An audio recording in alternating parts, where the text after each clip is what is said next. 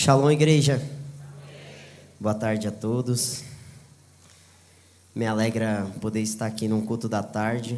Eu não sei se faz pouco tempo que você chegou na IAP, mas quando eu venho para o culto da tarde eu me lembro que a gente começou a crescer na época da pandemia e o desespero era que saía uma lista e você tinha que preencher o seu nome para poder estar no culto.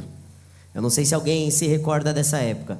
Hoje você tem o privilégio de ter 3 cultos por dia e poder estar aqui adorando a Deus, amém? Vamos ofertar? Tem uma palavra que o Senhor tem ao nosso coração. Quero te convidar a abrir a sua Bíblia no texto de João, Evangelho de João, capítulo 5. Nós vamos ler do versículo 1 ao versículo 9. Amém? Vamos lá. Diz assim: depois disto havia uma festa entre os judeus e Jesus subiu a Jerusalém. Ora, em Jerusalém há, próxima à porta das ovelhas, um tanque chamado em hebreu Betesda, o qual tem 5 alpendres. Neste jazia grande multidão de enfermos, cegos, mancos, ressecados, esperando o movimento das águas. Porquanto um anjo descia em certo tempo ao tanque e agitava a água. E o primeiro que ali descia, depois do movimento da água, sarava de qualquer enfermidade que tivesse. E estava ali um homem que havia 38 anos, se achava enfermo. E Jesus, vendo este deitado, e sabendo que estava neste estado havia muito tempo, disse-lhe: queres ficar curado? O enfermo respondeu: Senhor, não tenho homem algum que, quando a água é agitada, me coloque no tanque, mas enquanto eu vou, desce outro antes de mim. Jesus disse-lhe: levanta-te, toma a tua cama e anda. Logo, aquele homem ficou curado, e tomou a sua cama e partiu. E aquele dia era sábado. Amém? Quero pedir para você repetir algo comigo. O simples com Deus funciona. Você acredita naquilo que você acabou de falar? Essa passagem do tanque de Betesda, se você for parar para analisar, nada ela diz a respeito de oferta. Porque quando nós falamos de oferta, nós pensamos imediatamente em falar de dinheiro. Quando na verdade, o que Deus está querendo dizer é a respeito de uma entrega. Quando eu oferto, eu estou entregando algo. Isso não significa quantia financeira, amém? Mas o problema é que quando nós estamos na presença de Deus, e quando nós falamos muitas vezes a respeito de oferta, quase todas as vezes, nós associamos isso a um sobrenatural de Deus. Mateus, como assim? Todas as vezes que eu chego na presença de Deus, todas as vezes que eu espero algo dele, na maioria, eu quero que um anjo desça e agite as águas. Mas se você olhar para aquilo que Jesus diz àquele homem, ele fala assim: olha, o anjo pode até descer, o anjo pode até curar, pode agitar as águas, mas o que você precisa fazer é levantar, tomar a sua cama e andar. Me explica melhor, traz para o contexto financeiro. No contexto financeiro, muitos de nós chegamos na igreja como aquele homem, passando por dificuldades, estando num estado de enfermidade. O problema é que a gente não tem coragem de levantar e andar. Queremos que um anjo desça e agite as águas. Quando Jesus está olhando para aquele homem, ele está falando assim: cara, o evangelho é simples. O evangelho não precisa de mistério. O jovem rico, quando ele chega diante de Jesus, ele fala assim: bom mestre, o que eu preciso para herdar a vida eterna? Jesus pergunta para ele a respeito do cumprimento dos mandamentos. Ele diz que já está cumprindo a todos. Ele fala: então vende o que você tem, dá aos pobres e siga-me. Aquele homem, ele estava querendo algo mais pomposo. Ele estava querendo algo que chamasse atenção, que ele ficasse conhecido. Quando na verdade Jesus falou assim: é simples, cara. É só você abandonar o seu ego, é só você ser humilde e me seguir. E quando nós chegamos num estado de ofertar, mas muitas vezes está passando por crise financeira, o que nós precisamos muitas vezes é só levantar e andar. Não precisa sair uma palavra do altar, um anjo descer, Deus aparecer na sua frente, para que a sua vida financeira mude e você comece a ser um abençoador do reino. O que você precisa é tomar uma atitude. Como assim, Mateus? Dentro da sua casa às vezes está passando dificuldade, você precisa levantar e trabalhar. A minha administração financeira eu ganho 10 mil, mas sempre falta dinheiro. Você precisa começar a administrar melhor. Então a Bíblia, ela nos ensina. Sabe qual que é o problema? Muitas vezes nós queremos o sobrenatural de Deus, queremos o anjo descendo, mas não queremos abrir a Bíblia e ler. O seminário de teologia aqui na IAP Academy com o pastor Lucas, cara, eu vejo cultos lotados quando dizem que vão vir alguém de fora, mas eu não vejo essa igreja lotada com pessoas sentadas e aprendendo. É tão engraçado, nós que fazemos parte da escola bíblica, muitas vezes, quando passa no culto, no encontro, mais de 100, 150 pessoas começam, né, Caio? Só que quando termina tem 20. Porque muitas pessoas estão querendo o sobrenatural de Deus nas suas vidas, mas para começar o sobrenatural de Deus acontecer na minha e na sua vida, eu preciso estar fundamentado na palavra, porque nós já temos uma palavra. Nós vamos prosperar, só que ninguém vai fazer você prosperar sozinho. Você precisa levantar e trabalhar. Você precisa levantar e dar o primeiro passo. A Bíblia nos ensina, no contexto geral, que você dá o passo e Deus coloca o chão. Mas a gente quer fazer o contrário, quer o chão primeiro, porque quer segurança. E nesse contexto de aprender que nós precisamos fazer o simples e que o simples funciona, eu quero compartilhar algumas coisas que nós precisamos para ter uma vida abençoada. E não só abençoado financeiramente, mas ser um abençoador do reino. O primeiro delas, trabalhe duro. Nada vai cair no seu colo. Você precisa acordar de manhã, você precisa se colocar à disposição. As oportunidades não aparecem para você. Um homem que vive de acordo com a Bíblia, com o pensamento do reino de Deus, ele cria as oportunidades, porque aquela mulher, ela precisava de uma cura. Então o que ela fez? Jesus, você pode me curar? Jesus falou assim, não é lícito eu dar as migalhas àquelas pessoas que não fazem parte dos judeus. Ela falou assim, mas até os cachorrinhos, eles comem das migalhas que caem. Ela está criando uma oportunidade. Então acorda cedo, trabalha duro e cria uma oportunidade para mudar o contexto da sua vida. Cria uma oportunidade para abençoar a sua família. Mateus, isso é uma palavra que vem de você? Não, a Bíblia vai dizer, Provérbios 14, 23, em todo trabalho há proveito, mas ficar só em palavras leva à pobreza. Não adianta a gente chegar aqui e falar, Deus vai me abençoar. Não, Deus não vai te abençoar, querido, desculpa. Não é oração contrária, você precisa levantar e trabalhar, aí Deus te abençoa. Coloca o pé que Ele coloca o chão. Precisamos entender que não é uma igreja viva por movimento, é uma igreja viva por palavra. Uma igreja que entendeu aquilo que Deus tem para nós. O que mais? Nós precisamos fazer tudo com excelência, como se fosse para Deus.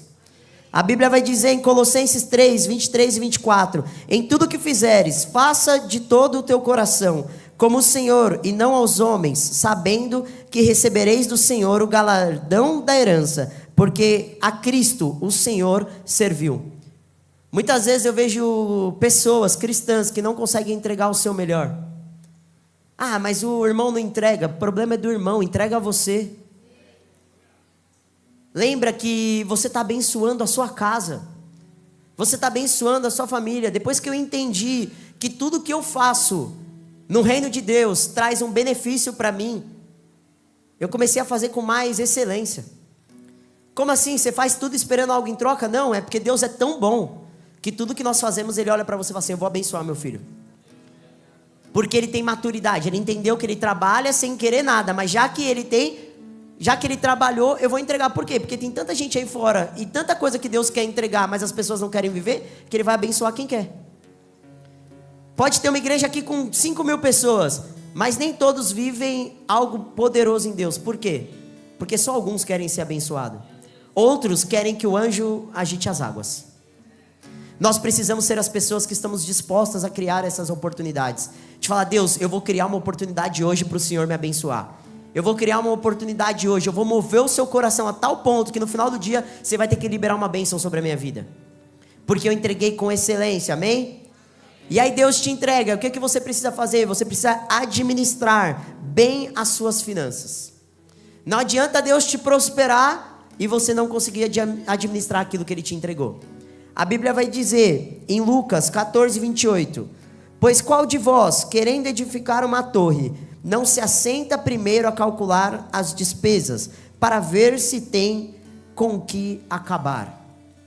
Porque muitas vezes a gente quer fazer algo, nós estamos ansiosos para algo acontecer, mas primeiro nós precisamos entender se aquilo de fato é algo que Deus quer. Nós temos ouvido na célula esses dias a respeito de um coração de Deus, um coração com sabedoria, mas muitas vezes a gente entra no empreendimento e não pergunta se Deus quer aquilo para nós. Ah, mas Deus está dando uma empresa para todo mundo na igreja, mas talvez para você não é. Ah, mas Deus permitiu que o irmão comprasse uma casa, mas talvez para você não é o momento. Você precisa entender o tempo de Deus, o que Ele está fazendo na sua vida, porque senão você vai gastar além daquilo que você pode. A maioria dos cristãos sofre com o quê? Cartão de crédito. Porque pega o cartão de crédito, vai passando, depois no final do mês tem 12 mil de fatura e 10 mil de salário. Aquilo que Deus te dá, você tem que administrar com sabedoria. E eu não falo somente sobre riquezas, eu falo também sobre você administrar a sua casa, a sua família, os bens materiais, a sabedoria, os dons. Quer ver um desperdício de dons? A pessoa recebe um dom da parte de Deus, mas não quer usar, quer ficar sentada. Ah, porque para mim é cômodo, é melhor eu ficar aqui, porque eu não vou enfrentar problema. Meu irmão, se você não quer enfrentar problema, você não vai criar oportunidade. Não criar oportunidade significa que Deus não vai te abençoar. Eu preciso ir diante do problema. Eu não sei se vocês seguem o canal do apóstolo, mas hoje eu li de manhã. Para alguns Golias era o problema, para outros era a oportunidade de ser levantado. Nós precisamos administrar aquilo que Deus nos dá, amém? E aí, depois de ter a provisão, o que nós precisamos fazer? Cumprir princípios. Malaquias 3,10, ele não vai dizer assim, se você quiser, traga o dízimo à casa do Senhor.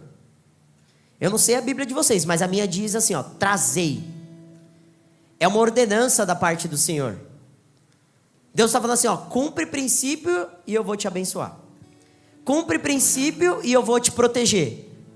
Cumpre princípio e você vai fazer parte do meu reino. O jovem rico, ele não queria o quê? Cumprir princípio. Por isso ele não ia herdar a vida eterna. Tinha muito dinheiro. Tem muita gente aí fora que tem muito dinheiro, mas não tem a presença de Deus, não faz parte do reino. Cumprir princípio não é só você estar diante de uma comunidade e você conseguir fazer parte dela, mas é você receber um cartão de acesso no reino de Deus. Aquele que não cumpre princípio, quando passa o cartão, acesso negado. Agora alguém que dizima, primicia, oferta, quando passa o seu cartão, Deus abre as portas e fala, pode entrar, filho. Não adianta nada você fazer parte do culto, frequentar por anos uma igreja, se você não dizimar, você não vai entrar no reino de Deus, desculpa. Talvez eu desconstruí algum pensamento, mas não era só se batizar e aceitar Jesus? Mas andar no reino, numa prosperidade, isso você não vai andar. Você pode receber a salvação, mas desfrutar daquilo que Deus tem para você na vida eterna, você precisa abrir mão de tudo. Do que você acha e viver o quê? Em obediência. Mateus, é você que está falando? Não. Deuteronômio 28 vai dizer assim, versículo 1. E será que se ouvires a voz do Senhor teu Deus, tendo cuidado de guardar todos os seus mandamentos, que eu te ordeno hoje, o Senhor teu Deus te exaltará sobre todas as nações, e todas essas bênçãos virá sobre ti e te alcançarão, quando ouvires a voz do Senhor teu Deus. Versículo 11. E o Senhor te dará abundância de bens no fruto do teu ventre, e no fruto dos teus animais, e no fruto da tua terra, sobre a terra que o Senhor jurou a teus pais dar. O Senhor te abrirá o seu bom tesouro, o céu, para dar chuva à tua terra no seu tempo, e para abençoar toda a obra das tuas mãos. E emprestarás a muita gente, porém tu não tomarás emprestado. Os céus do Senhor só se abrem quando você vive em obediência. Talvez você chegou aqui nessa tarde e por muito tempo você achava que o dízimo, a primícia e a oferta era uma obrigação. Mas na verdade, como a Jéssica falou, não é uma obrigação, é uma gratidão por aquilo que Ele te entregou. Deus, Ele tem muito mais para te entregar. O desejo dele é abrir o céu sobre a minha e sobre a sua vida. Mas para isso eu preciso viver em obediência. Eu preciso fazer parte de uma comunidade. Eu preciso fazer parte daquele que dizima. Eu preciso fazer parte daquele que oferta. Não porque as pessoas mandaram, mas sim porque o meu Senhor merece de mim o meu melhor. Precisamos nos posicionar como uma igreja madura. Alguém que está preparado para viver as bênçãos do Senhor. Sabe, daqui a algum tempo essa igreja aqui vai estar lotada em todos os cultos, eu creio. Mas isso não vai acontecer se não tiver pessoas que se posicionarem primeiro para prover o recurso para que essa igreja cresça. Quando você chegou aqui, tinha cadeira porque alguém se posicionou primeiro. Nessa tarde é a oportunidade de você se posicionar e viver debaixo daquilo que Deus tem para você. Que você possa, ao dizimar, ao ofertar, falar: Deus, abre o céu sobre a minha vida, porque eu entendi que debaixo de obediência eu vou prosperar, amém? Se coloque de pé, por favor.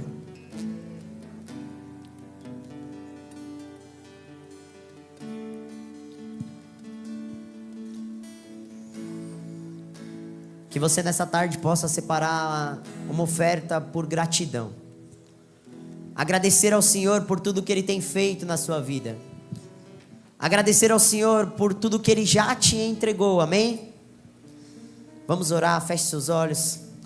Pai, nós te agradecemos por essa tarde, por uma oportunidade de poder entregar a Ti o cumprimento dos princípios e poder ouvir a Sua voz e obedecer aquilo que o Senhor nos pediu.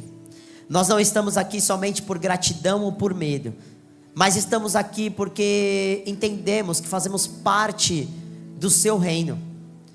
Não ofertamos, dizimamos ou primiciamos por uma obrigação, mas porque somos Seus filhos e porque viveremos aquilo que o Senhor permitiu para nós. Que cada um receba céus abertos a cada dízimo, a cada primícia e a cada oferta que entregar, Senhor.